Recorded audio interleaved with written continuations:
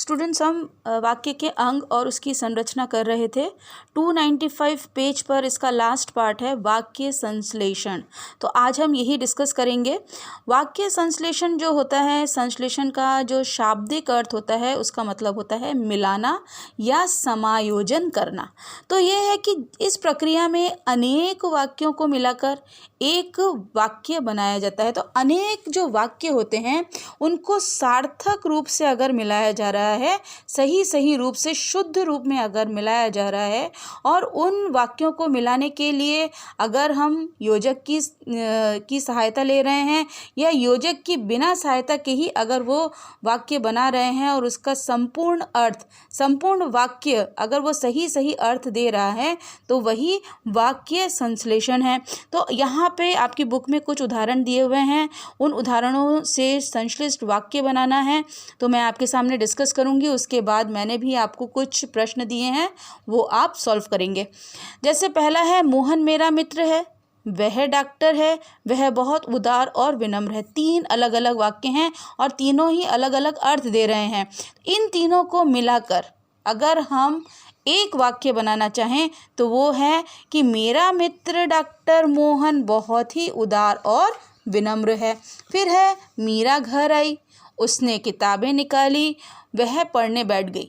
तीनों अलग अलग वाक्य हैं, तीनों ही अलग अलग अपना अर्थ दे रहे हैं। तीनों को मिलाकर जब हम बनाएंगे, मीरा घर आकर किताबें निकालकर पढ़ने बैठ गई। उसके बाद है, मेरा भाई राकेश है, वह खेलों में अच्छा है, वह पढ़ाई में भी अच्छा है। तो मेरा भाई राकेश खेलों और पढ़ाई दोनों में ही अच्छा है। मैंने एक बच्चा देखा, वह स्कूटर चला रहा था, वह दुर्घटनाग्रस्त हो गया। मैंने स्कूटर चला रहे बच्चे को देखा जो दुर्घटनाग्रस्त हो गया। जंगल में एक शेर था, शेर दहाड़ रहा था, उसने हिरण पर हमला किया। जंगल में दहाड़ते हुए शेर ने हिरण पर हमला किया। बाग में एक झील है, झील में पानी है, पानी नीले रंग का है। बाग में स्थित झील में नीले रंग का पानी है।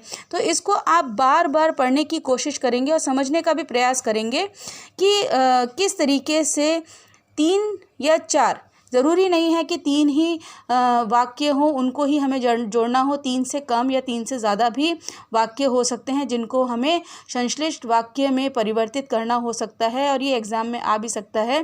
तो इसको आप बार बार पढ़ के ये प्रयास करेंगे कि हम किस तरीके से एक अर्थपूर्ण संपूर्ण वाक्य बना सकते हैं। तो मैंने कुछ प्रश्न आपको दिए हैं, सिर्फ मैं प्रश्न ही डिस्कस कर रही हूँ आपके साथ। कवि ने कविता सुनाई, श्रोता हंस पड़े। गीता ने मेहनत की, गीता प्रथम आई। राधा मेरी दीदी है, वह मेरे पास आई, मुझे कहानी सुनाई।